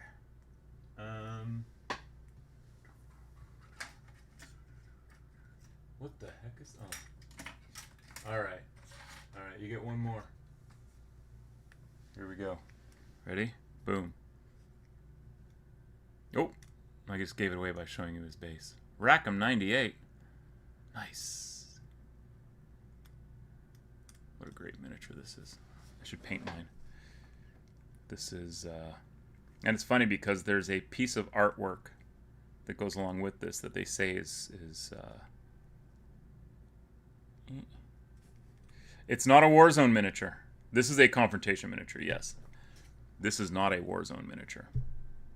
It's from the same company, around the same time, but it's the other game that they did. This guy's cool. And that's why he's sitting up there, because he's basically waiting to be painted, along with so many other things waiting to be painted. Yeah, so on that note, Mutant Christmas. Got the hint. Chronicle. The game was actually called Chronopia. You would have figured that out eventually. Yeah, so that is a... What are the human faction Chronopia called? The Trueborn? No. Anyways, great models if you can find them somewhere. So yeah. So, thanks for watching. I hope you got... I hope you had a good ORKTOBER. I hope you had a great GOBBOWEEN. And I will be back here tomorrow. I'm not going to say same Orc time, same Orc channel, because it's going to be the same Orc channel, but it's going to be a different time. It'll be about 9:30, 10 a.m. in the morning.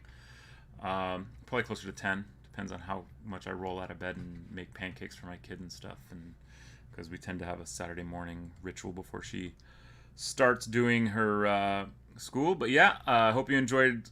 I'm going to call it a success because I painted a whole lot of orcs this month. Got almost an entire Rogue Trader orc army painted and finished. So that's awesome. So yeah. So everybody who enjoyed what I did over ORKTOBER, hopefully November will be just as good. And will be just as entertaining. It's going to be a little bit less orcs, a little bit more other stuff. So if you can't join me on tomorrow's show while I try and build an army list, join me on Monday's show, which will be at the same time, same channel. Same orc time, same orc channel, so it's not going to be orcs. We're going to do some unboxing. By that I mean I'm going to rip open some blisters on stream, which will be fun. Fun for me, hopefully fun for you to watch some of these 30-plus-year-old blisters get torn asunder, and the miniatures will be taken out and oogled over, because I'm really excited about that. I've been sitting on these miniatures for literally about a month now. They've just been sitting in a box, and when you have a giant box like this that's just filled with old Rogue Trader blisters, you kind of want to get into it as soon as possible. But we had to get through October to get to November. So I'm going to be ripping open blisters, looking at those models, making plans for Nigel. I'm going to paint the Inquisitor. I'm going to paint the robot next week. Then we'll see where we end up back with painting orcs at the end of the month. But until then, I'm Christian for the Eternal Chronicles. Thank you for watching. I'll see you on the flippity flop and all that good stuff. Peace out. Talk to you later. Deuces. Whatever. What do you say?